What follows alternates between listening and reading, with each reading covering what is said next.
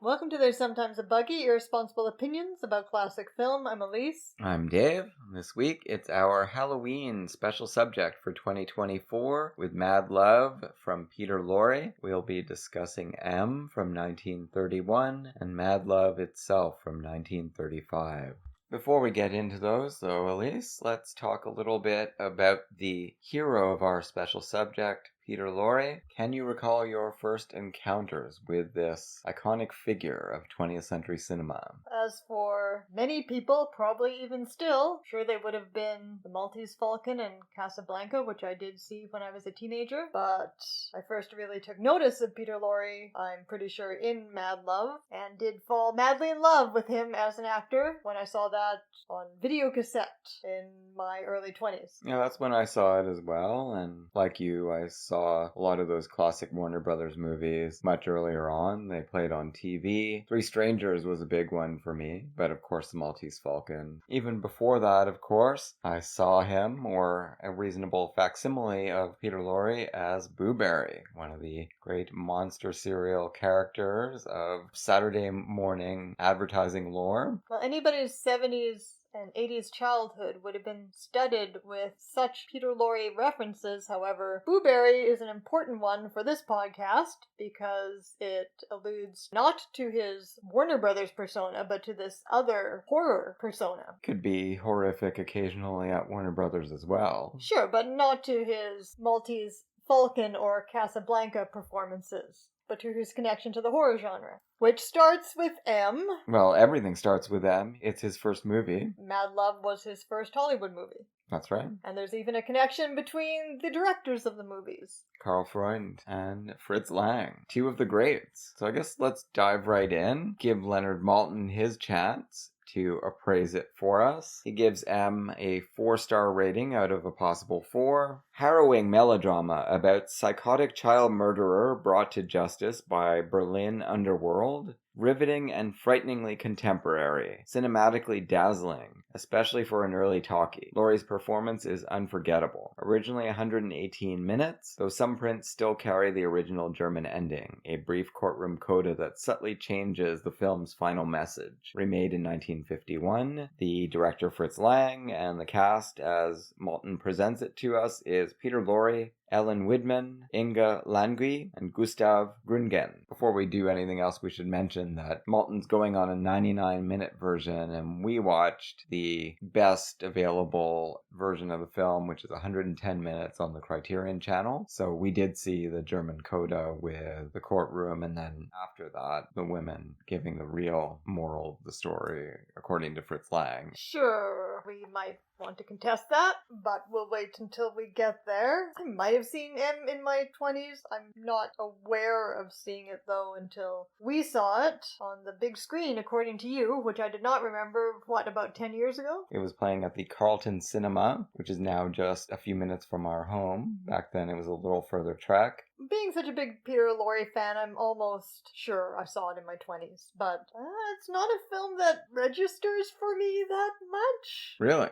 Yeah, I was hoping this viewing would change that, but I'm not sure that it really did. I was very interested in it because I loved Fritz Lang movies. The American ones that I'd seen on TV, and I was really interested in film noir, and M was always cited as one of the precursors of film noir, along with German Expressionist cinema in general. Wouldn't say it's a favorite of mine, but it is an incredible film. Well, I'm not sure that I want to argue for or against that. Probably I'd argue for it. If anything, it's just, I can only talk with real enthusiasm about films that fill me with pleasure. Well, this is not a pleasurable experience. Well, it's not just that. I find it a bit dry. It is turning a very keen critical eye on Weimar Germany, late stage Weimar Germany, when the Nazis were already a rising force and things were really falling apart after the Depression took hold and unemployment was soaring in Germany, even worse than in the United States. To me, I'm not sure if I would have seen it in this way when I first watched it, but now I cannot help but look at it as a very prescient and canny study of the ways in which modern bureaucracies and criminal underworlds are mirror images of one another, and the ways in which either or both will make use of a crisis, the greatest crisis possibly of the 20th century. Well, this is obviously, rather than in its melodrama, which to me is not so juicy, it's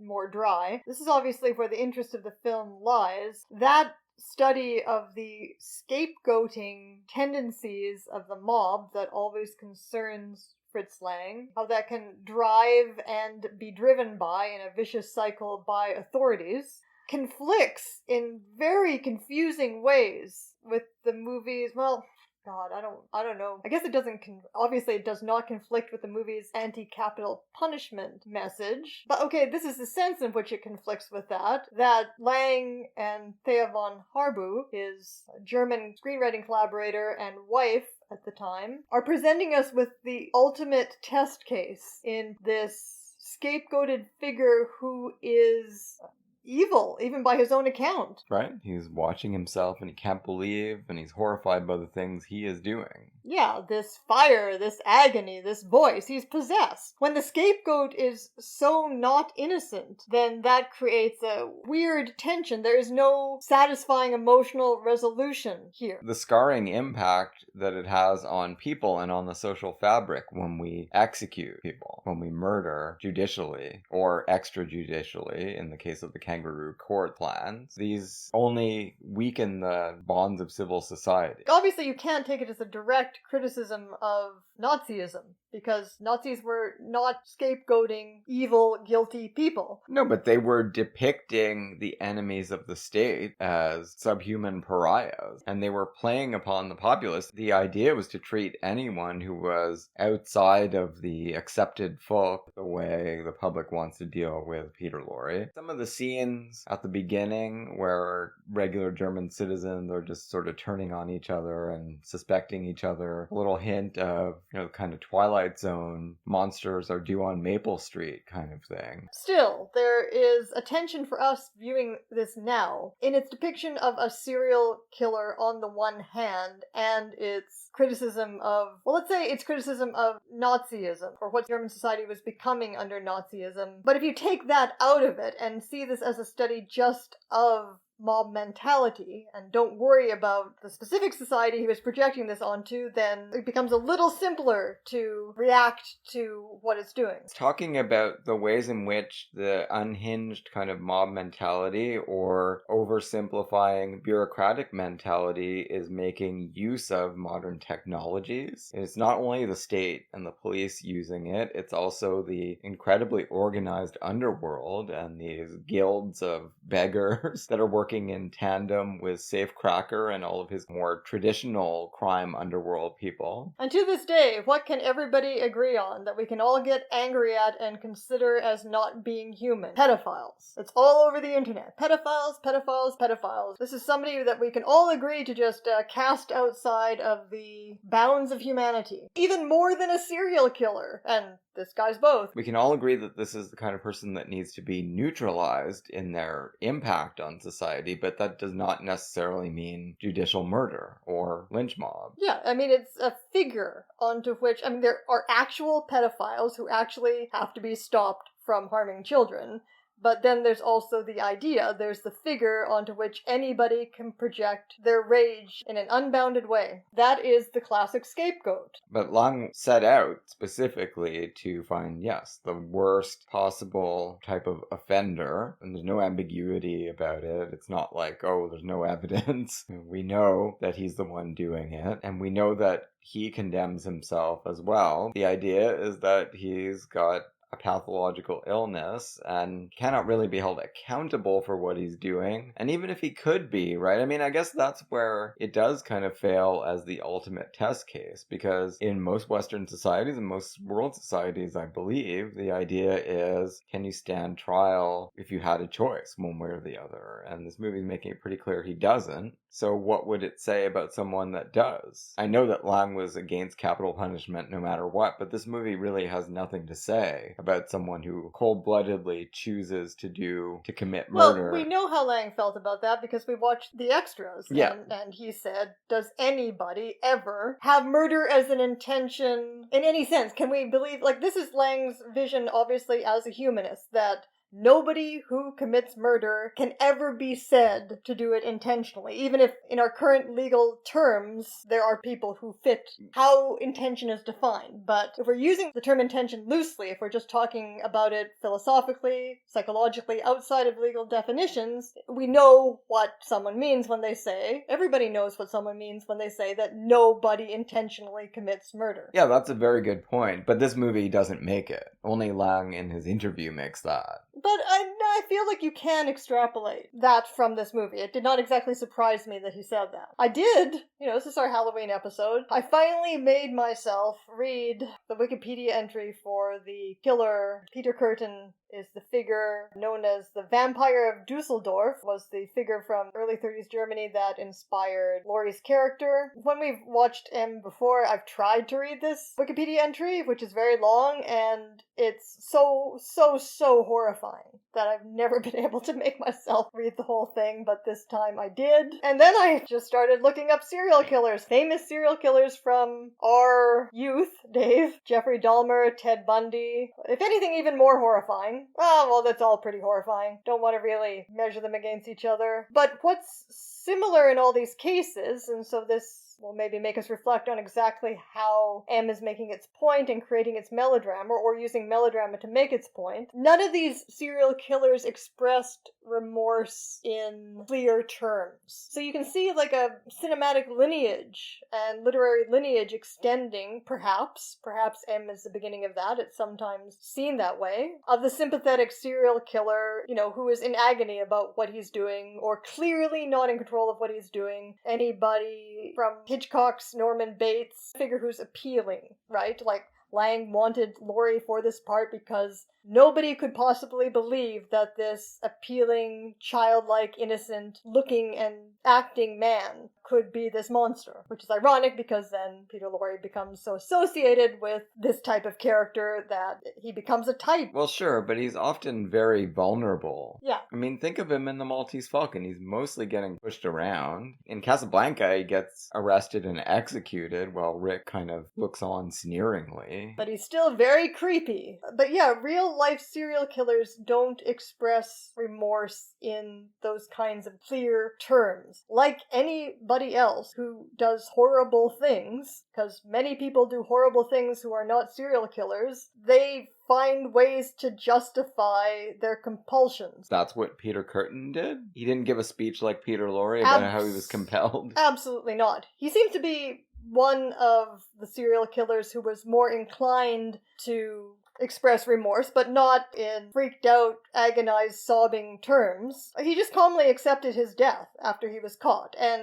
one of the few people in his awful life. It did not start out well for Peter Curtin. He was seriously abused and subjected to horrors by his father. The woman he was married to at the time that his crimes were discovered, he did have a fondness for her because she was one of the few people in his life that stuck by him, and so he asked her to report him so that she could get the reward and have a nice rest of her life. Weird. I really feel like when I was reading these Wikipedia entries, it really seems like the idea that was prevalent when real-life serial killers were cool in the 80s, Dave, when we were growing up and all over the media. Now attention seems to have turned to school shootings more. The idea that was prevalent of a sociopath who just didn't feel empathy at all, that seems to have come into question.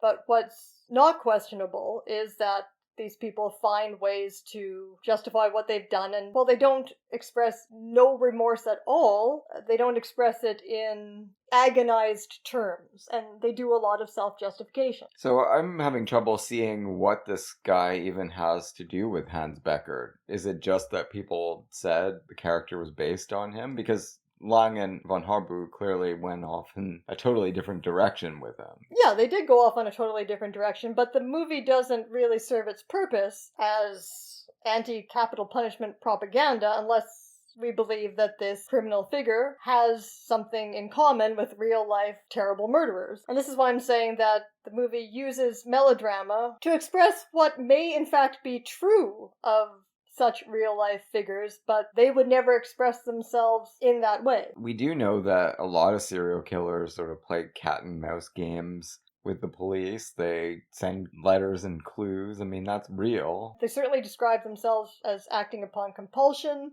and needing to lower their inhibitions in order to commit these crimes, sometimes even talking about themselves in terms of feeling possessed. But again, they describe themselves in so many ways, not actually knowing why they're doing what they're doing, that it's hard to know how much of these are just ideas they're trying out, how much expresses a reality, how much is saying what they think the public wants to hear, trying to prevent themselves from being executed, like, who knows. Peter Curtin, in contrast to Ted Bundy and Jeffrey Dahmer, seems to have been pretty straightforwardly a sadist who got sexual pleasure from causing pain to other people. Of course, there are lots of sadists who do not become serial killers, so that's not a total explanation there. This seems to be why he targeted, although he murdered grown women, and on occasion a man, he seems to have targeted young girls not because he was a pedophile, but because they were easy to kill. And the act of causing pain or distress or killing is what gave him sexual gratification.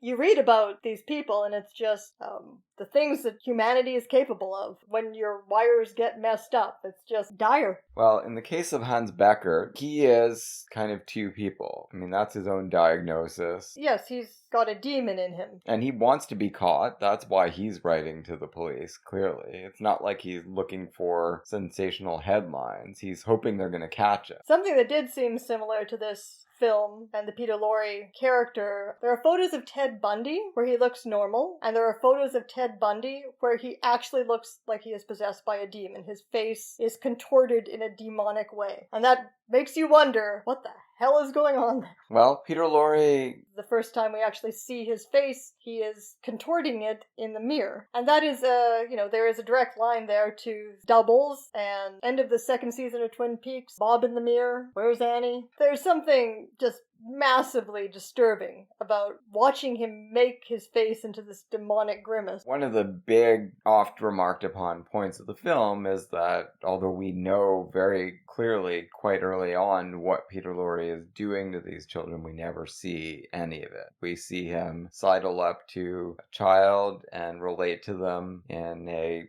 soft-spoken way, buying them a gift, gets them somewhere where he can kill them, and we see the after effects only. So, Lang says in the interview from the 70s, he says he didn't put it on the screen because he doesn't want to show those kinds of things. William Friedkin, interviewing him, was saying, but isn't it also because you want to throw as much sympathy as possible to this character? You want us to think about him as a vulnerable, hunted being rather than have in any way a feeling of complicity with what he's been doing, and we never see him actually hurt these children. Lang denies that in the interview. No, but obviously that is the effect. You can show these acts and have the audience sympathize. Obviously we've learned from the slasher genre and from a different kind of sympathetic serial killer genre that includes Silence of the Lambs. Obviously we've learned that you can definitely make the audience identify with, at least in part, identify with a serial killer or a murderer on screen and get some kind of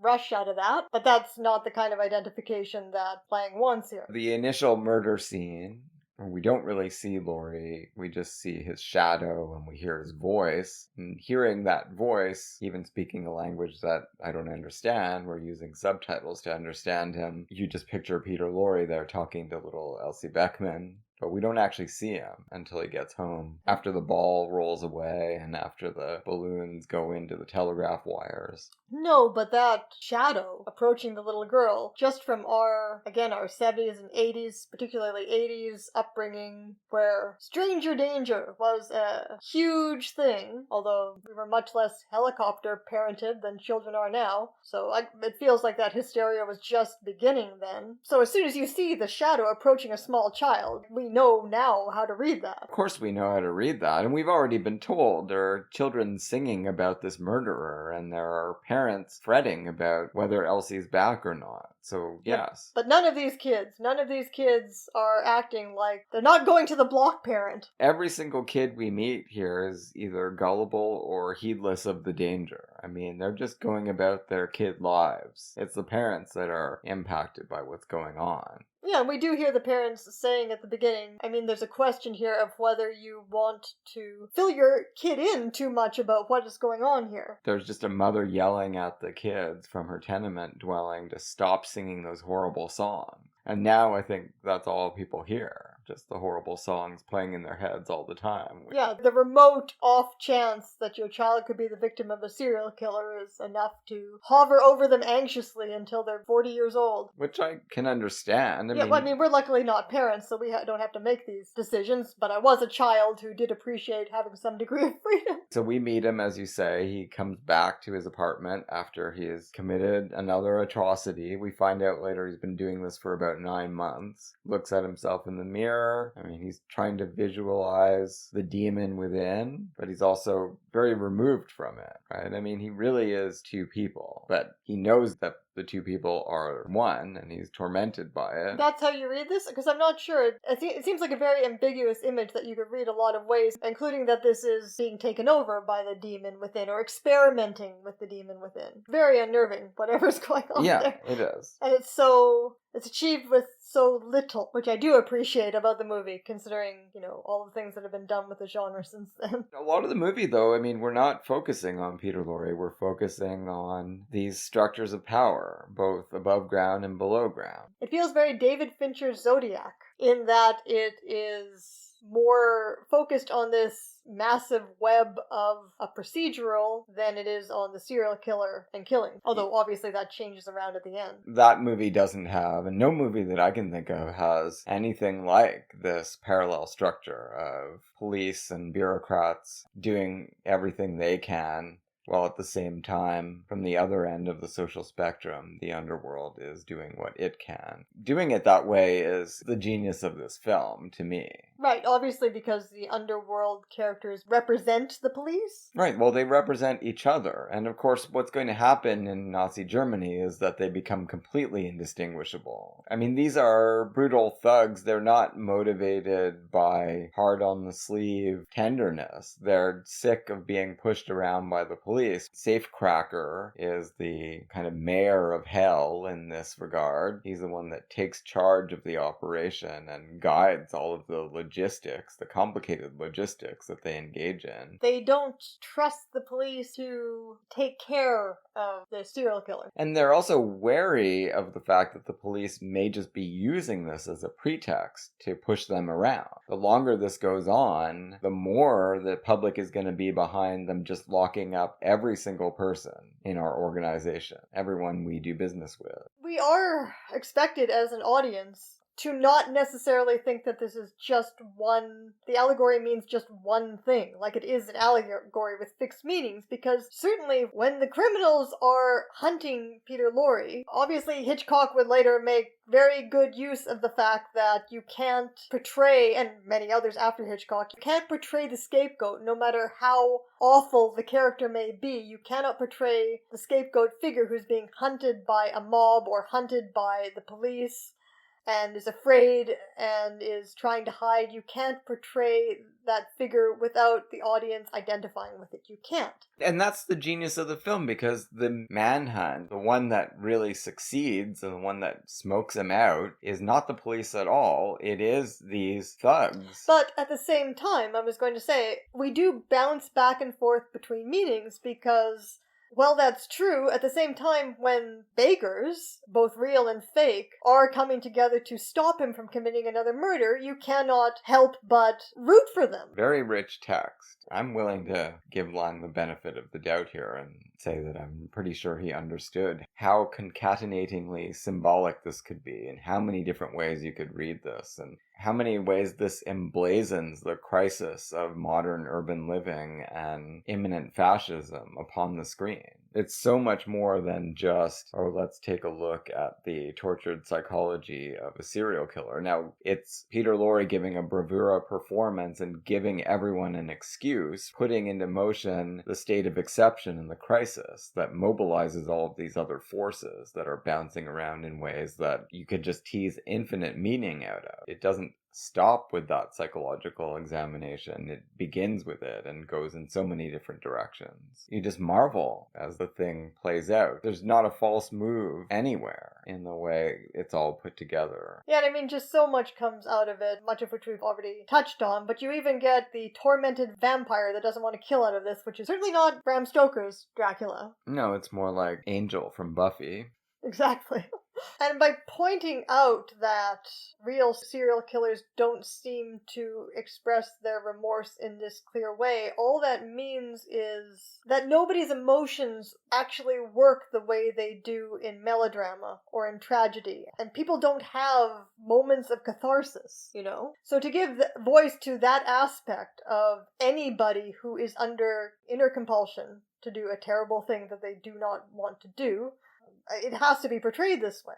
Yeah. And Peter Lorre does it better than anyone could have dreamed. What we can say about both of these performances, but particularly M, is something that he became famous for, starting with this performance. Unless maybe we heard that he was this way as a stage actor as well, but anyway, certainly starting with this performance. It's a sort of Nirvana style of grunge music performance. Quiet, loud, quiet, loud. He initially portrays the character in a exaggeratedly muted way, sometimes described as apathetic. Like someone described it in the special features as apathetic, but I'm not sure if that's exactly correct. You see him do it even more exaggeratedly in Mad Love, and then has this complete frenzied outburst of hysteria at the end of the movie when he's cornered into giving an account of himself. Giving an account of himself that is also a plea for his life. An acknowledgement that he has a pathology that he has identified, that he is sick. Of course, the criminals are like, yeah, we've heard that one before. Then they'll put you in a hospital, and then they'll say you're okay, and they'll let you out. And we can't have that. We're putting you out of commission right here, right now. They allow him to have a defense attorney who really gets into his role. And all of that, it is both deadly serious and kind of a mockery of the ways courts work above ground. When we did Oedipus Rex recently, you were saying that you were having a really hard time with this presentation of somebody who is simultaneously guilty and not guilty at all, right? But this is our modern psychological version of that, when you're acting upon a compulsion. That's why I find this movie so much more interesting than Oedipus the King, let's say, because the movie's not really about that. It's about the way society reacts to all of this. It's not really the tragedy of Hans Beckert. It's the tragedy of the society all around him. How so, though? How are those things not completely interrelated? They're interrelated, but he's the inciting chaos at the center of the society that is crumbling. In Oedipus the King, it's not a work of sociology. What is it saying exactly sociologically? It's saying that when the state of exception, chaos, anything gets out of whack, power vacuum will be filled with this rationalized horror. Again, the weird innovation of M is that they're not using an innocent figure to portray that. Because that would be a very common, and I mean Fritz Lang does it later, it would be a very common thing to portray the society becoming a lynch mob and converging on an innocent figure, or on a person who has committed a minor crime that we would not now consider a crime. Like the M obviously is like Hawthorne's Scarlet Letter. No, and that's the difference between this movie and Fury. Fury is an amazing movie as well, but it's a purely American film where, yes, it's clear from the start Spencer Tracy is innocent. In M, it's people who are reacting to an actual chaos. chaos. And the bureaucratic will and the mob will are empowered by an actual crisis. And what they do in the event of this crisis is to make things infinitely worse and to merge into each other. 2 years after this, that fusion will be solidified when Hitler is elected to power. Maybe the easier way to come at this, because although it was very easy for Fritz Lang to see Weimar culture going in this direction with the Nazis coming to power, it might be easier to think of milder examples of guilt that the mob converges upon. Think of the Cultural Revolution in China, with mobs empowered to attack reactionaries, or a much milder, but still often very serious form of that in our own culture, cancel culture, where people do things that are objectively quite bad in some cases, and the mob descends upon them in a more symbolic way, but they can often lose their livelihood or reputation. You don't have to have a completely innocent figure to have a scapegoat. No, definitely not. Along the way, giving Peter Lorre this chance to give an amazing performance at the core of it, but everything that happens around him, I think, is more essential to what Lang is interested in analyzing. But still, when you have a serial killer facing a mob and a corrupt bureaucracy, the results can't help but be ambiguous, which is what I started off saying. And so it really doesn't feel like there's any kind of satisfying emotional or social resolution to this, to the problems presented here, to the extremes confronting each other. But for that very reason, it's certainly a movie that makes you think, and certainly the solution is not, as Lang seemed to think it was, let's watch over the children ever more vigilantly. It's our fault as a society that we're not watching the children enough. We now are watching the children enough, and we might be watching the children too much. That is not the solution. I'm not sure if he meant it that literally. He seemed to in the Friedkin interview. Possibly, but the idea that basically people in general, and especially children, but everyone is vulnerable in our society and just in our time on this planet. We all do need to look out for each other, but how do you do that? Lang has no answers. How do we do everything we can to ensure the health and well-being of every person? We haven't found a good way to do it. I mean, obviously it is the case that murdering the serial killer isn't... not going to help. It's not going to bring the children back. We can make arguments about whether it's going to protect people, though, based on whether a legal system can really keep a person imprisoned forever, and whether that itself is a good idea. There's no easy answers to any of this. No, definitely not. And he doesn't offer any. But I think I can at least, even after reading these, or perhaps particularly after reading these horrific serial killer Wikipedia entries, I think I can stand with Lang in saying that there's definitely a sense in which nobody who commits murder intends to do that. And what do we do with that? Don't you think that that is the perspective from which all literature, including screenwriting, has to proceed? Of course. And a case in point, Mad Love. Let's hear what Maltin has to say about this 1935 film. He gives it 3 stars out of a possible 4. Wrong. Famous Hans of Orlach story refitted for Peter Lorre as mad doctor in love with married Drake, Francis Drake. He agrees to operate on her pianist husband's injured hands with disastrous results. Stylishly directed by legendary cameraman Freund, the only debut is unwelcome comedy relief by Ted Healy. The director, Karl Freund, and the cast list: Peter Lorre, Francis Drake, Colin Clive, Isabel Jewell, Ted Healy, Sarah Hayden, Edward Brophy, and Key Luke. This movie is so curious to me because I think it's in many ways, it's not but in many ways it's a great movie. It has extraordinary cinematography from Greg Toland, and I guess also from Chester A. Lyons, but I'm assuming most of that's Greg Toland. And Karl Freund, as well as the director, knows a thing or two about lensing a movie. You know, the set design, it's like a visually incredible movie, and it has a great, great performance by Peter Lorre. But in many ways, this is like a junky pulp movie, and there are problems with the screenplay and with some of the performances. And, you know, I mean, it's this terrible irony of Peter Lorre gets this very good start on the German stage in Wiedekind and Weilbrecht plays, and gives this immediately recognized as a masterpiece performance in M. He's Jewish, he has to get out of Nazi Germany, apparently warned by Goebbels, says the BFI. And what does he want to do? He wants to make Crime and Punishment, that's his idea, rightfully, of a property that would be worthy of him, a role that would be worthy of him, and he gets put into this. He actually gets loaned out to this because he was turning down so many roles. This is a movie that he had to make so that Columbia would agree to make Crime and Punishment. Right, so it's 2 for 1 here, because this is a great movie, and I think Crime and Punishment is an amazing movie. It's got a mixed reputation, I suppose, although I think it's on the rise, as it should be. Oh, it has its virtues, for sure. But the terrible twists and turns of fate of Jewish German actors and other German actors who just wanted to get away from the Nazis because they didn't like them, coming to America, having to come to Hollywood, and having these very weird careers when many of them were brilliant stage or cinema actors. Obviously, Peter Lorre wasn't going to go on the stage in the United States. He had a German accent and originally could not speak English. But he did pretty well for himself, I must say, But it's a weird career.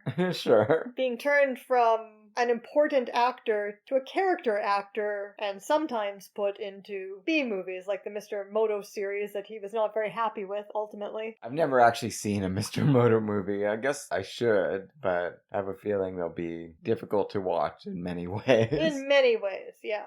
But for some reason, I don't know if it was because of Karl Freund and the two of them really wanting to work together, having that Fritz Lang connection, I don't know, but Lorre gives this his all. And critics went insane for this performance, American critics. Although the public did not, and it was shut out of theaters very quickly, from what I understand. Exhibitors were just not having it.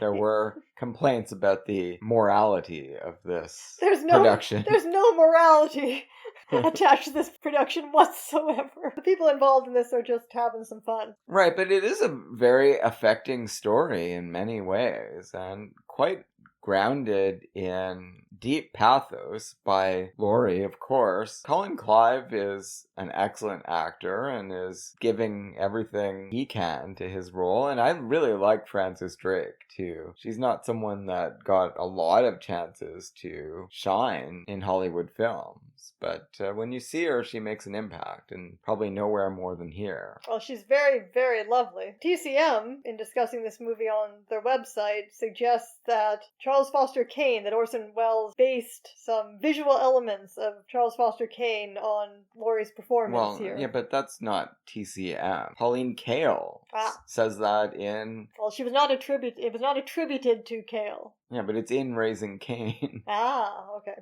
Well, yeah, I didn't remember that. I mean, obviously, what Lorre's doing here and what Freund is letting him do and helping him do, supporting him to do with the style of the film, which is probably the best thing Karl Freund ever directed. He's allowing him to give an expressionistic performance, and obviously that was exciting as something to do in sound cinema to Orson Welles. Mm-hmm. Yeah, and he's a similarly kind of beyond good and evil figure, right? So...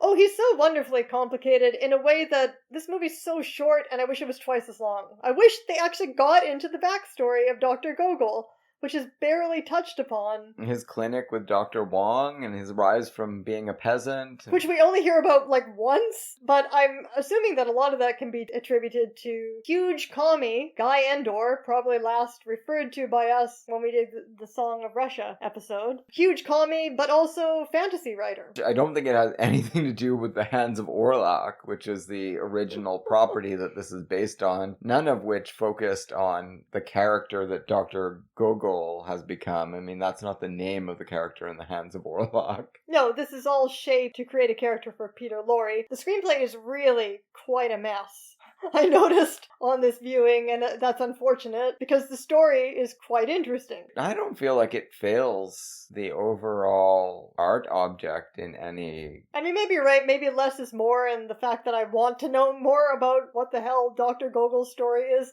that you really need to write some fan fiction for Dr. Gogol. Justice for Dr. Gogol. Yeah, all the tools are there, right? The reason we're on that track is because the screenplay tells us. He tells us that he rose from these humble origins orphans, that he's operating this clinic to help impoverished children, or that's the idea. He doesn't operate for money, he operates for glory. The hilarious irony of this is that the only people he treats well are children. Right.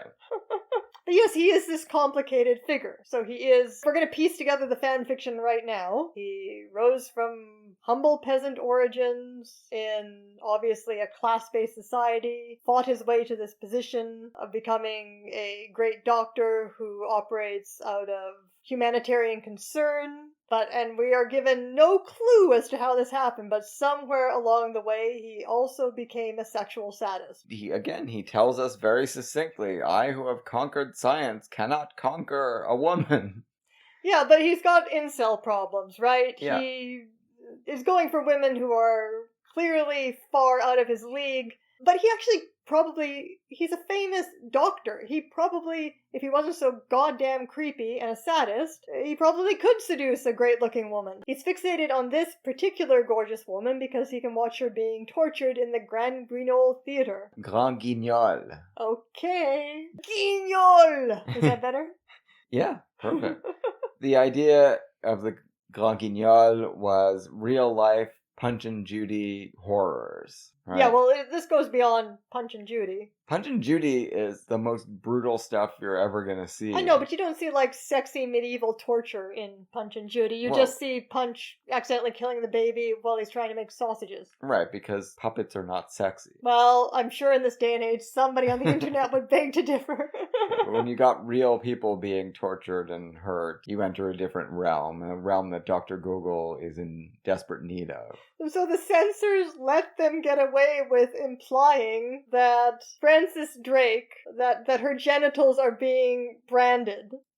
Yeah, I guess. As she's tied to the torture wheel on stage. And we cut to Dr. Gogol looking very satisfied. Long-lashed Peter Lorre eyes. Peter Lorre in this movie, more than in any other movie he ever made. Okay, maybe not. Maybe some others. Maybe Stranger on the Third Floor. When you give Peter Lorre this crazy proto-noir expressionist lighting, he, even with a stupid bald head, he is just an extraordinarily beautiful camera object. I don't know if that translates for everyone into attraction. For me, it's kind of ambiguous, but he's like other actors who aren't conventionally sexy, like Jimmy Stewart. These people just have the most beautiful faces. The camera loves Peter Lorre. I think we can agree on that.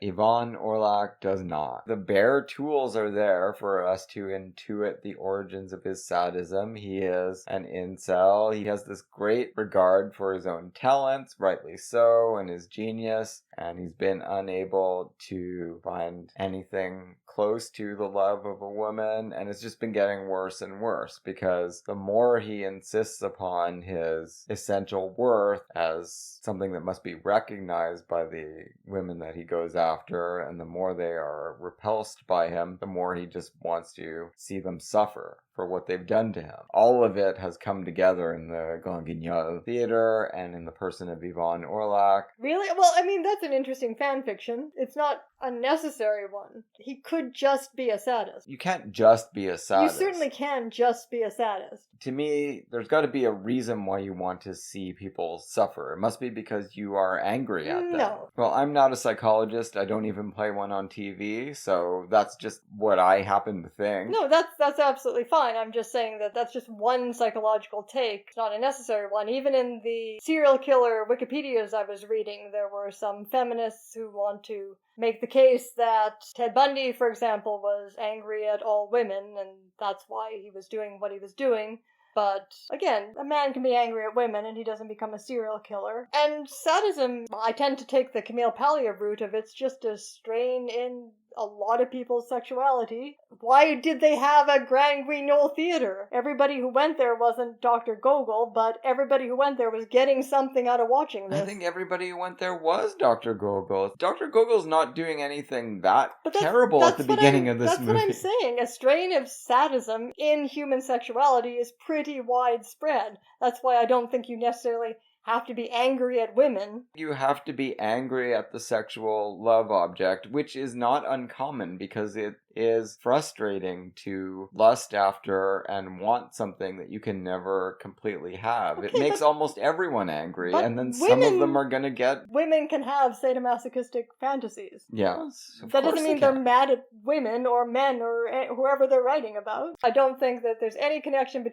necessary connection between being mad at anybody and having a component of sadism in your sexuality. So we're going to have to beg to differ there. Okay. It doesn't have to be mad. It's irritation, being disturbed by the fact that there's something that is always going to escape you or elude you. I think that's got to be the root. Sure, but that's just sexuality. Yes. That's not, it's not particularly Dr. Gogol's sexuality because he can't get a woman that he wants. Well, I think it's just exacerbated version of it. It's on the spectrum that we're all on. And it's gotten worse. This is why he particularly likes to see people get branded. If you go the paleo route through Eric Newman, who was a particular Jungian psychologist, you end up with sadomasochism just being an oceanic feeling and, surrender of the self to oceanic consciousness is masochism, and sadism is just an extreme form of wanting to possess the other completely, which is something that the serial killers talked about a lot. Yeah. As their motivation, an absolute possession in every way of the sexual object. It's on a continuum for all of us. The only difference is how literal people want to get about these feelings. Let's not talk about anger toward women necessarily. Let's talk about aggression toward the sexual object. Frustration, and it's just been getting worse.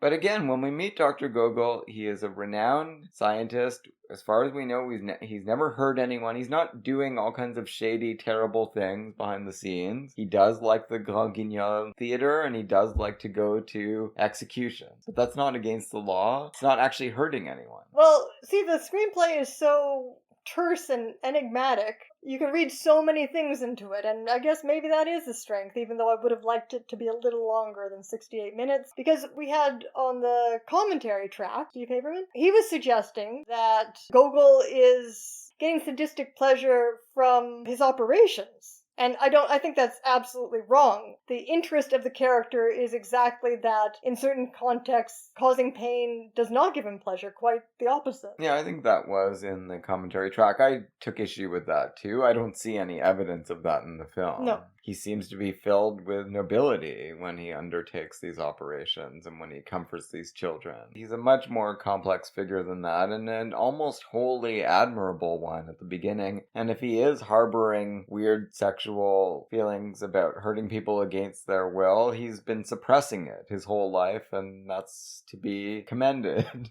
But once the hands of Orla get involved, all that goes out the window. Yeah, I mean, that's the problem. And he gets really freaky. The first thing he does, which is a major transgression, I mean, the film, to its credit, portrays it that way, but to our eyes now, we certainly see it in an even more glaring way than the audience might have at the time. He goes backstage, so we've been hearing about him, we saw him in the audience, and we know he's seen every performance, and this is the last one. Frances Drake is going to be retiring from the stage and heading to England with her husband, where she can just play second fiddle to him forever, which sounds dismal. Oh, that also, I did wonder if that was more of Guy Endor's doing, because it's unfortunate, and this is one of the reasons I say that on this viewing it seemed to me that the screenplay had problems, and that it should have been developed in certain ways that never happened that would have been more satisfying, because that goes nowhere, and that could have informed her character in an interesting way in her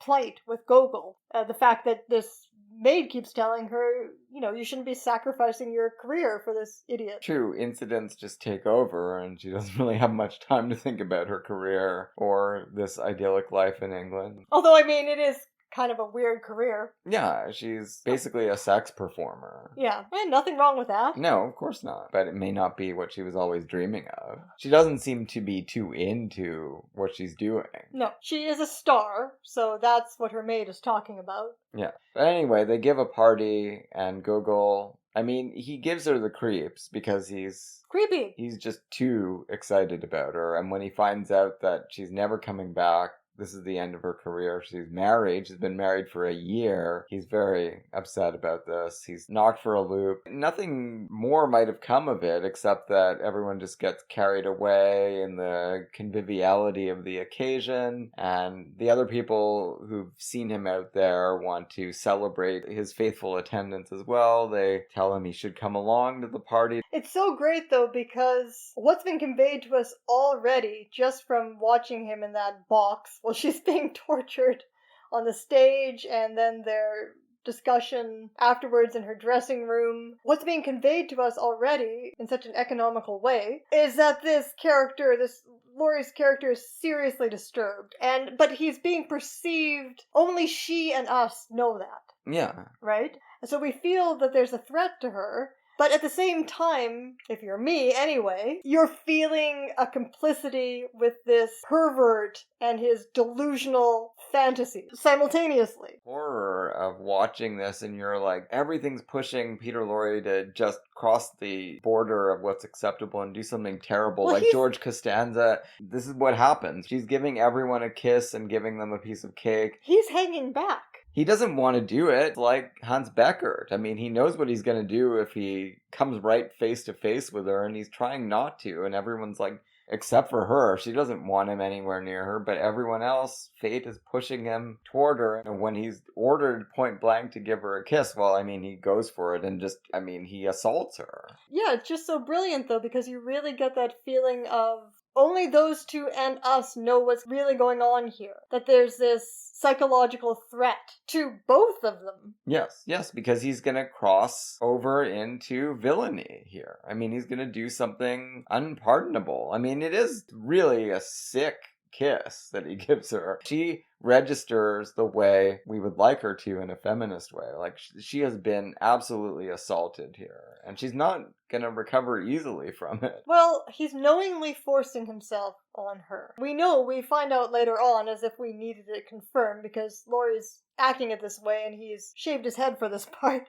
We know that he believes he's repulsive to women. They have a little exchange later on where she clarifies that that's not the problem. The problem is that you're frightening. And it's the sadism that frightens her. She detects that. And the desperation. I mean, the flop sweat that's all over him. But he has this conviction, and this is where the whole incel thing has come out of for him.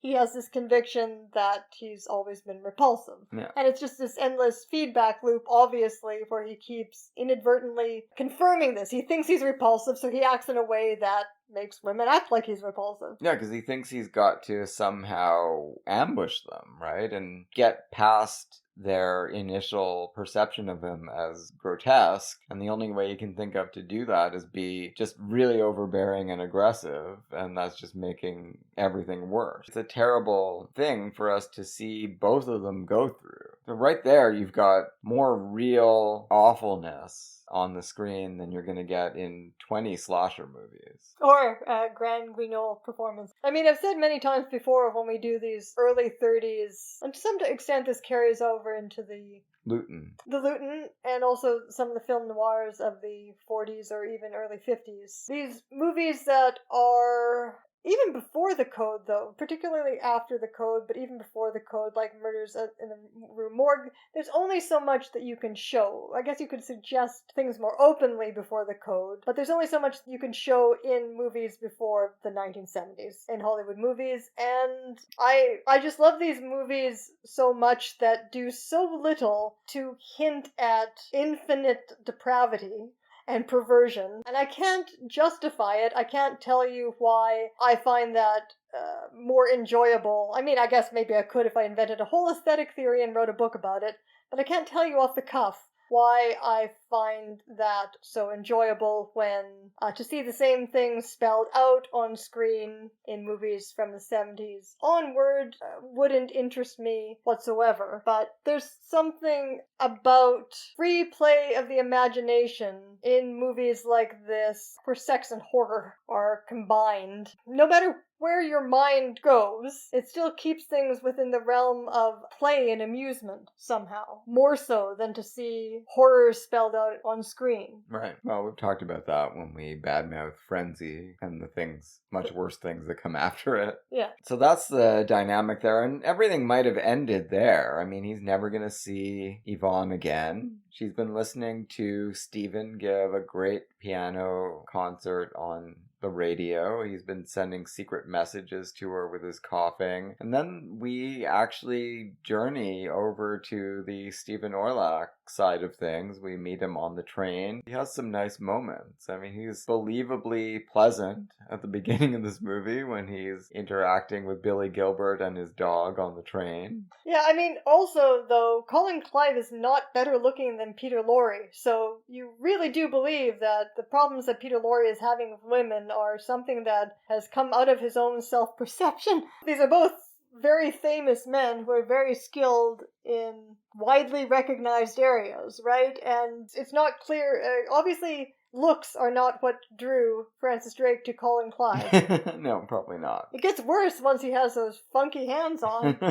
Horror kind of creeps back into things because they find out that on their very train is Rollo, the knife murderer, who's a very jovial fellow, played by Edward Brophy. You'd think there'd be some kind of plot payoff to the fact that Colin Clive encounters Rollo at this point, but no. There is, because he encounters him again. Yeah, but he could have read about him and not actually seen him, and it would have been the same thing. Possibly, but he did see him throw the pen, and he actually recreates that moment later, right? When he says, pardon me, this is my pen. But without realizing that he has the hands of Rollo. Yeah, he's sort of sleepwalking. These haunted hands are obviously the entire point of the actual Hands of Orlok. And here it's just a bizarre plot twist, Twilight Zone plot twist. Yeah, not treated with the same intense psychological weight of Peter Lorre's struggles, but Colin Clive does a pretty decent job of registering the angst that he's going through as well, and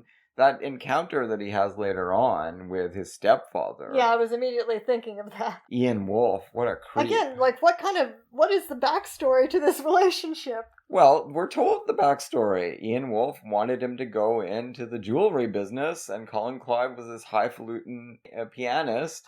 And yeah, their relationship has not recovered and has deteriorated to the point that Ian Wolfe actually hates his stepson. You're not getting any money from me. Why don't you live off your wife? She can always supplement her earnings at the theater. A sick man. At that very moment, you want Colin Clive to use those murderous hands. But he doesn't. I mean, he fights back and he shows that you can control, at least at this point, he can control these murderous urges. Unfortunately, by then, Peter Lorre has been pushed to the point where he needs to engineer this murder. First of all, though, we do get the bit of business with Yvonne's double. Yeah, well, the wax figure. Her career is over. The Grand Guignol does not need the wax figure anymore. She's going to be melted down and made into something else. But Peter Lorre, no, he can't have that. He at least wants some likeness of Francis Drake to have around the house. Yeah, even better to have it's like the original Buffy bot. Even better to have a sex doll version at home. Well, in some ways. Yeah, no, I don't think he thinks it's better. No. But it's safer anyway. He can play his music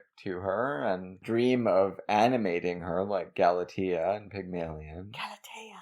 Yeah. Peter Lorre just gets everything he can out of all of his lines. I think some of the stuff that he's given to say, yeah, it would be stupid and ridiculous in almost anyone else's hands, but he makes it seem like this is brilliant writing for this character. He turns this role into a poem. Yes. Power of suggestion. So then we get into the crux of the plot, which is that this train, after Stephen Orlak meets the murderer Rollo, Edward Brophy just seems like the best-natured little guy in the world, except he does throw that pen. That's a brilliant bit of, and also the way he goes to his death. Oh yeah, he wants to ask him at the Boulder Dam. Well, what do you know? Yeah, playing this wife murderer just as an everyman, as a jovial everyman, likable guy, just adds a nice bit of gallows humor that the movie needs. Yeah. As well as the macabre humor is also supplied by May Beatty as Francoise, Gogol's drunken housekeeper with her parakeet. Yeah. Well, that parakeet also shows up in Citizen Kane, or one very like it, and Yeah. Pauline Kael mentions that too in Raising Cain. I'm sure she probably argues that this is a better movie than Citizen Kane or something. Steve Haberman references it with scorn in the commentary track. He says that her stupid, terrible book alleges that all of these visual elements in Kane were stolen from Karl Freund's movie. Well, that's pretty silly. First of all, Citizen Kane looks like no other movie. Well, the link is Greg Toland, right? Yeah, the link is Greg Toland, but it's obviously taken much further in Citizen Kane, but if you want to find an influence or a precursor, certainly you can make that argument. Yeah. Orson Welles... I'm sure he would have loved this movie. Orson Welles, from what I know, and anyone out there, because I'm not an Orson Welles nerd, please correct me if I'm wrong, and I'm sorry I just called you a nerd, but he didn't know that much about cinema. So for this to reintroduce Expressionism at this exact moment into Hollywood cinema, I mean, maybe that was a crucial element in him deciding to make Citizen Kane the way he did. Yeah, it's just the disagreeable way that Pauline Kael goes about everything in that book. Well, she's a very disagreeable person. Doesn't mean she's always wrong. No, Steve Haberman has no time for what she's saying anyway, and he makes that clear. So there's this horrible train wreck, dashing the hopes and dreams of Yvonne and Stephen to have their idyllic life. Everyone rushes to the station. That is an amazingly staged train wreck for a B movie as well. Visceral, like you feel that you're right there and people have died. Apparently the censors got them to tone it down because there was grotesquerie involved. As Steve Haberman rightly points out, all you need is them rescuing Stephen from his compartment and pulling that dog out of there, and you know that Billy Gilbert is dead, and dog and man have been separated forever by this horrible twist of fate. But the hands are so smashed up, the regular doctor looks at them and immediately, I mean, he can't sugarcoat it. He's like, these are gonna become gangrenous, we've gotta cut them off. His mind is fine, he's gonna be okay. We just have to do this. Francis Drake is like, no, this man, all of his self-regard is based in his mastery of the piano, and we must save his hands at all costs. Nobody in the regular established hospitals can do it. Possibly Dr. Gogol can, and here she feels like Dr. Gogol owes me something. I see it as she is willing to trade on his obsession with her because she's desperate. She knows that she's risking something by going to him. Yeah, by encouraging the obsession in this way, but she has no other choice. Yeah, just when I think I'm out, they pull me back in. Exactly, and this proves to be fatal, ultimately to Dr. Gogol, but doesn't do her any favors either. But one thing that I'm not sure about the original Hands of Orlac, but in this movie, again, it's not played in a sinister way at the beginning. He undertakes this in good faith. He does, and that's why I think maybe this is probably my 10th viewing of the movie or something, and it's the first time it occurred to me how out of left field it is that this thing that defies science happens that is not at all part of his original plan. It's just an accident engineered by the horror gods. Exactly. No, it's just an accident of the genre. He really wants to do everything he can to help Yvonne, even though it's going to restore her husband to her. He can make her dreams come true, and he's ready to do it. Yeah. And he gives his all. Dr. Wong can't believe that he has worked this miracle. Peter Lorre even looks a little bit surprised, but then he recaps and says, you know, I knew when we saw the blood finally flowing through the veins that we had done it. I think maybe, and the movie doesn't emphasize this, but perhaps the way to think of it is that by becoming this Frankenstein, he's gone too far, and the forces of the universe are getting him back this way. You know, it's a little bit of hubris here or something. Just the fact that he's sneakily gotten his hands on a headless corpse, something along those lines.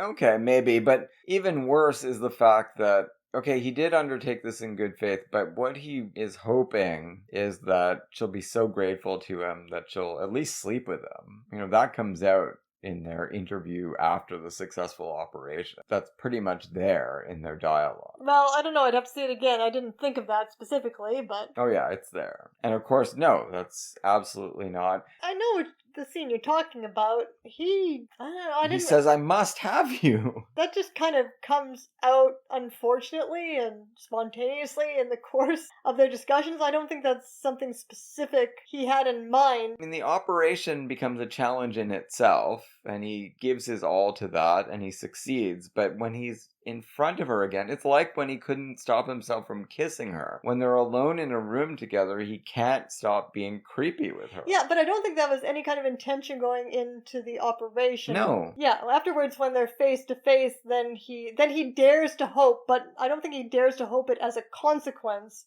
of what he's done. He just always dares to hope when he's talking to her again, and the fact that she wasn't so repulsed that she could never come near him again after their encounter. You know, he's not being rational. He's a little delusional here. Not trying to claim some Machiavellian intention, but he does, because they've been thrown together again, and they have these moments together, they're inevitably going to go in a bad way. Yeah, definitely. That's it. She tells him, and he actually takes it in that scene, right? Where she says, you know, I just can't think of you that way, no matter what. Yeah, that's the one I was talking about, where he assumes it's because she's repulsed, and she says, no, it's because I'm frightened, and this is an important distinction, Yeah. I feel. But he can't hear the frightened, not only because he's convinced that women find him repulsive, but because he himself doesn't know how he really comes off to people. No, he's not very self-aware. That's one thing that he's not. He doesn't know that he's frightening. But he says in that scene, you are cruel, but only to be kind. And that could have been the end too, right? And she actually says to him, after he says that, she says, oh, well, I'm glad you're taking this well. Yeah. The story could have ended there. But unfortunately, there is the matter of Rollo's hands and what they want to do. Stephen Orlak, I mean, it's more than just that. It's that Stephen Orlak is a wreck. Getting another pair of hands. Colin Clive is always a wreck. We only get a few scenes with him, but he really powerfully impresses on me anyway. The suffering he's going through, right? Very good at that. He's trying to play the piano, and it's like that Sesame Street guy that keeps smashing his head. Colin Clive, at least in these horror movies that he became well known for in the 30s, he's so hysterical, and he really stresses me out in this scene. His wife has done all of this for him. They do need money to live on, and I mean, he's probably right that we know he's got these giant, ridiculous-looking murderer's hands attached to him. They don't know how to do anything but throw knives. They don't know how to play the piano. He's right that he's never going to be able to play the piano with these fingers, but you still want him to not get so overwhelmingly frustrated right away. It's a short movie. I don't know. I think I think the movie does a good job of showing a progression. I don't know. He's stressing me out. He's trying to play. It's not working. I just want things to be okay just for the length of one scene. Can't they be okay just for one scene? Well, they are almost, right? Like when they're under the tree together in that kind of idyllic setting before the bandages come off, though. Yeah. But he's pretty normal there. I guess at that point he's thinking, oh, it's going to be my regular hands under here.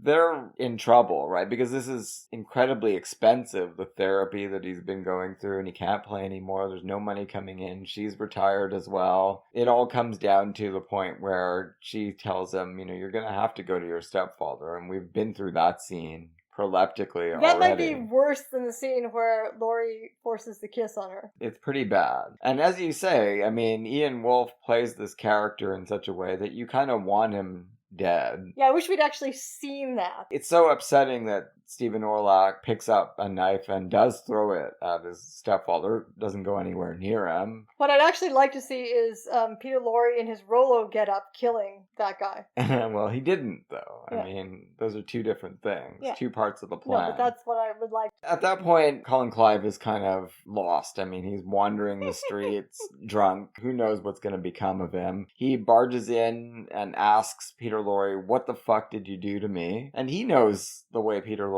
feels about his wife. It's not crazy for him to suspect that he's been sabotaged somehow.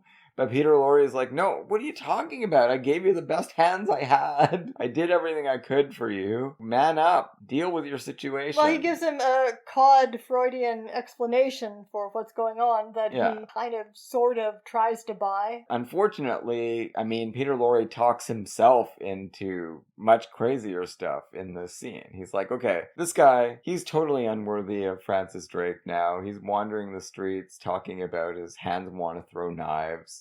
let's just put this guy out of his misery, and then maybe there's a chance for me finally. And of course, this is his real downfall. This is where he crosses over into villainy. Yeah, but I can't remember the order of things here, and it's kind of important.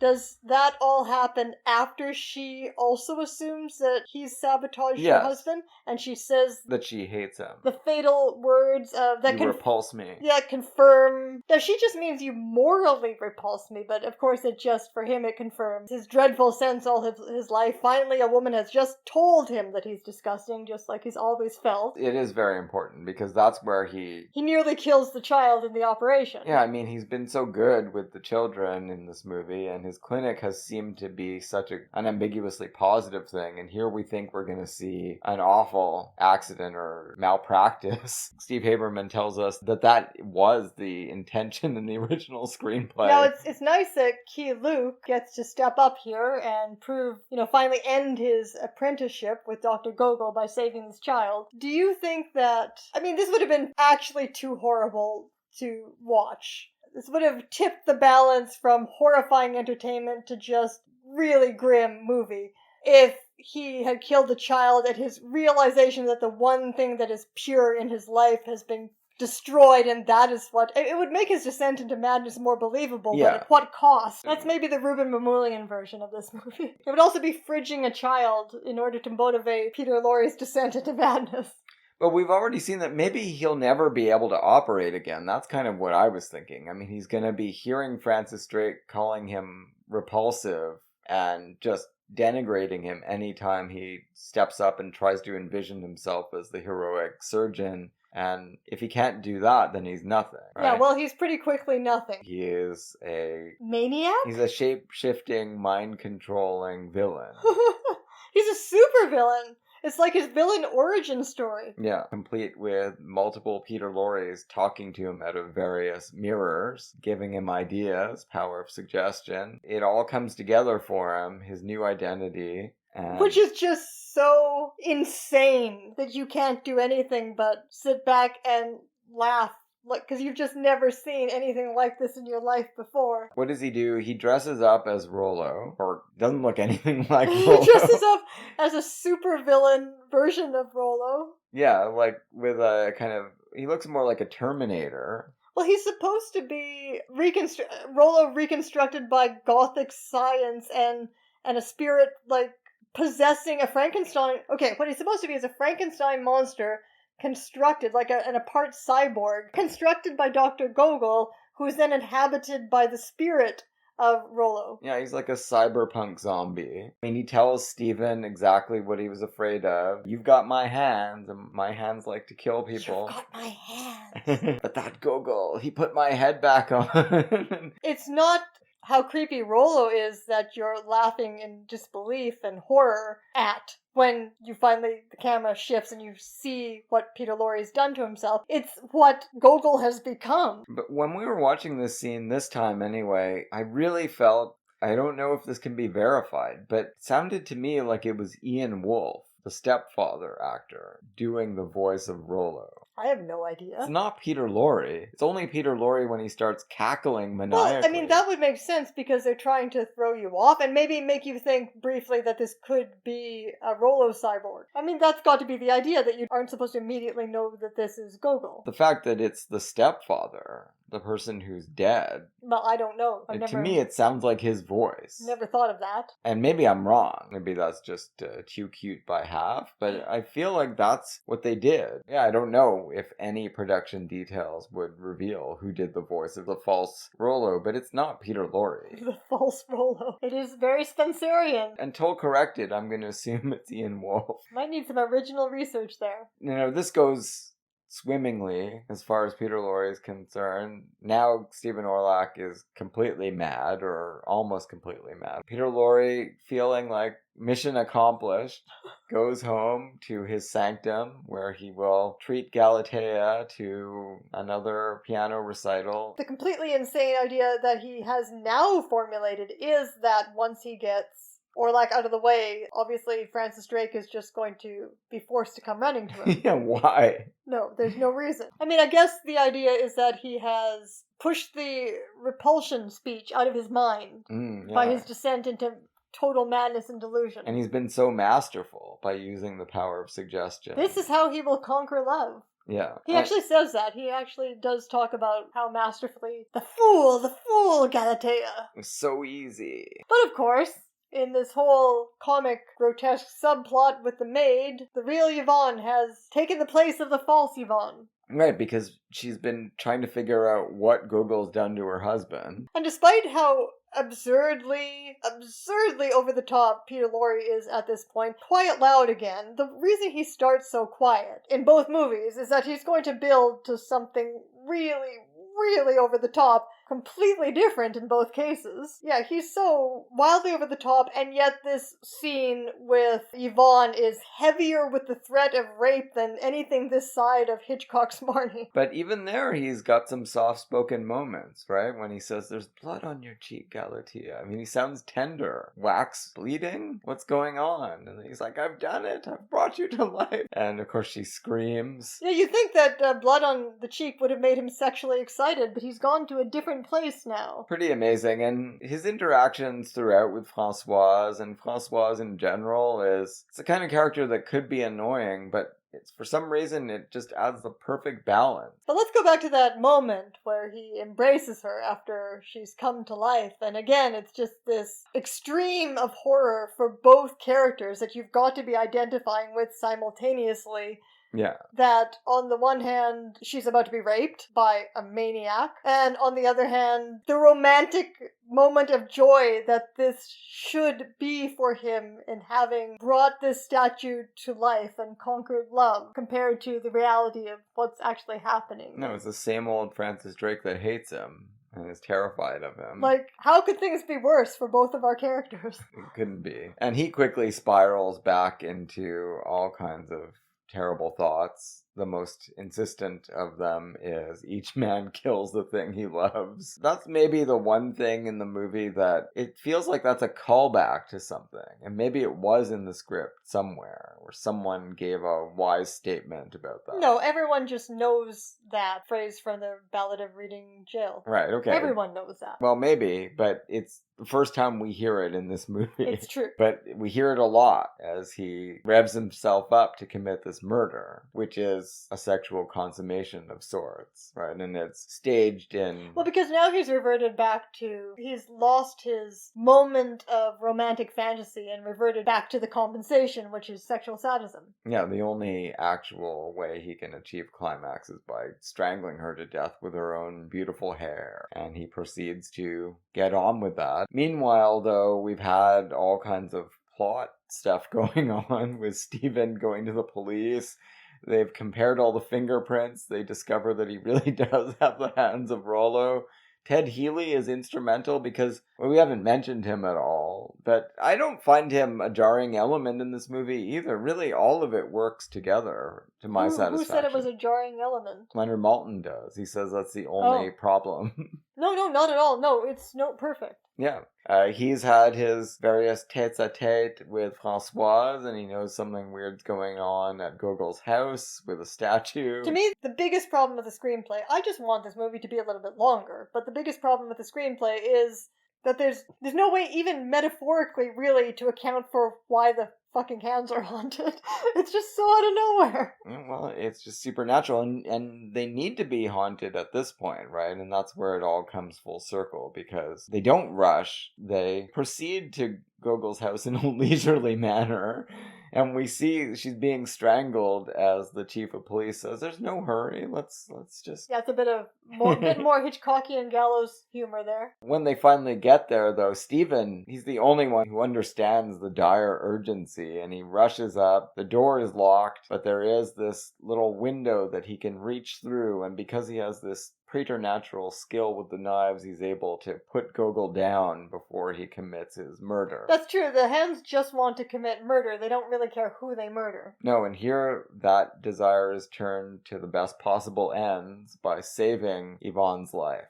So it does turn out to be fortuitous that he got the hands of Orlok. And there's no happy coda. No, that's it. That's it. We don't know what's going to happen with these hands. Peter Lorre is just dead. They're all going to be talking about this with their psychiatrists for years to Well, come. not Peter Lorre. But luckily, Dr. Wong can take over the practice at least. That's one guy who's going to come out of this okay. Well, I think that's going to do it. And I hope that you all have a beautiful Halloween this year. And we're going to get this up, if we possibly can, on the 31st itself, the morning. So we'll be with you throughout your festivities. What have we learned about what's scary from this episode? Sex is very scary. Society is quite scary. Love is pretty scary. Just about everything that matters is scary. Yeah, that makes sense, doesn't it? Next time on the podcast, join us for the Hollywood Studios Year by Year. It's Warner Brothers 1948. We'll be discussing The Treasure of the Sierra Madre and Johnny Belinda.